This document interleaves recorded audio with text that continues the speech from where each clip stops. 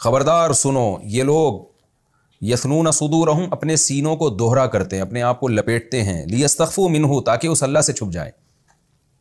کیا مطلب؟ دیکھیں سورہ ہود میں جو ابتدا ہوئی تھی نا سورہ ہود کی، اس میں اللہ تعالیٰ نے بتایا کہ یہ ایک ایسا کلام ہے جو مضبوط کلام ہے، محکم کلام ہے، اس کی آیتوں کو تفصیل سے بیان کیا گیا ہے، اور اس کا مضمون کیا ہے، اس کا اہم خلاصہ کیا ہے؟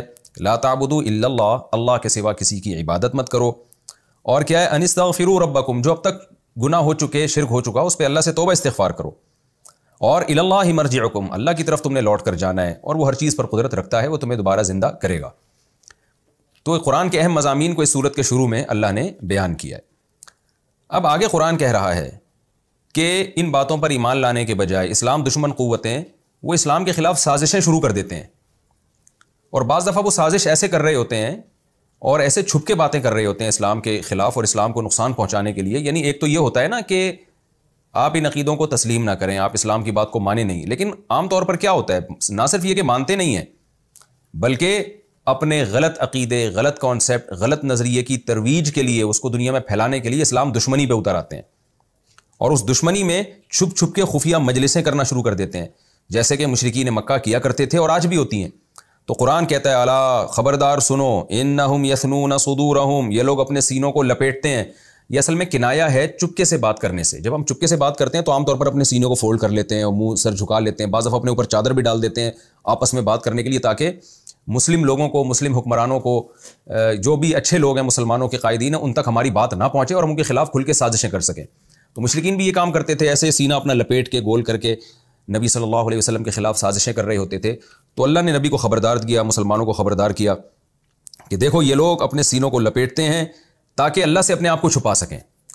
یہ اصل میں ایک یعنی مشرکین کا تو یہ عقیدہ نہیں تھا کہ ہم اللہ سے اپنے آپ کو چھپا لیتے ہیں، یعنی ان کے عمل سے ایسا لگ رہا ہے کہ وہ یہ سمجھ رہے ہیں کہ ہم اللہ سے بھی اپنے آپ کو چھپا لیں گے۔ دیکھیں جب اسلام کے خلاف سازش ہو رہی ہوتی ہے نا، تو چپکے سے سازش میں اسلام دشمن کا مقصد کیا ہوتا ہے کہ میں اپنے آپ کو مسلمانوں سے اور مسلمانوں کے لیڈر سے چھپا لوں کسی طریقے سے۔ تو اللہ کہتے ہیں تو اپنے آپ کو مسلمانوں کے لیڈر سے یا نبی صلی اللہ علیہ وسلم سے تو چھپا لے گا، اللہ سے کیسے چھپاؤ گے؟ اصل دشمنی تمہاری اللہ سے ہے، محمد صلی اللہ علیہ وسلم سے نہیں ہے۔ تو اس کے لیے قرآن نے یہ طرز اختیار کیا کہ خبردار یہ لوگ جو اپنے سینوں کو لپیٹتے ہیں اس لیے کہ تاکہ اللہ سے چھپ جائیں، ظاہر ہے اللہ سے کوئی نہیں چھپ سکتا، تو یہ بیکار ہے کہ چھپ چھپ کے سازشیں کرنا۔ تو نبی سے تم اپنے آپ کو چھپا لو گے لیکن اللہ سے نہیں چھپا سکتے، اور تمہاری اصل دشمنی اللہ سے ہے، نبی سے نہیں ہے۔ نبی تو محض ایک نمائندے ہیں، وہ تو اللہ کا پیغام تم تک پہنچا رہے ہیں۔ تو یہ کیسی حماقت والی بات تم کر رہے ہو اور کیسا حماقت والا کام کر رہے ہو۔ الا انہم یثنون صدورہم، خبردار سنو یہ لوگ اپنے سینوں کو لپیٹتے ہیں، لیستخفوا منہ تاکہ اس اللہ سے چھپ جائیں۔ الا سنو خبردار، حین یستغشون ثیابہم، جس دن یہ لوگ اپنے اوپر کپڑے ڈالتے ہیں اور اپنے آپ کو چادروں سے چھپاتے ہیں، یعلم ما یسرون وما یعلنون، اس وقت بھی اللہ وہ باتیں بھی جانتا ہے جو یہ چھپا رہے ہوتے ہیں، وما یعلنون، اور وہ باتیں بھی جانتا ہے جو یہ ظاہر کر رہے ہوتے ہیں۔ تو یہ کافروں کو ڈرایا جا رہا ہے کہ تم مسلمانوں سے چھپ کے جو سازشیں کر رہے ہو تو تم اللہ سے نہیں چھپ سکتے۔ تو ایسا لگتا ہے کہ تم اپنے آپ کو اللہ سے چھپانے کی کوشش کر رہے ہو، کیونکہ تمہاری اصل دشمنی اللہ سے ہے، تو تم اپنے آپ کو اس مسلمانوں سے چھپا کے کیا اپنا فائدہ پہنچا لو گے۔ انہ علیم بذات الصدور، بے شک وہ سینوں کے بھیدوں کو بھی جاننے والا ہے۔ وما من دابۃ فی الارض الا علی اللہ رزقها ویعلم مستقرها ومستودعها۔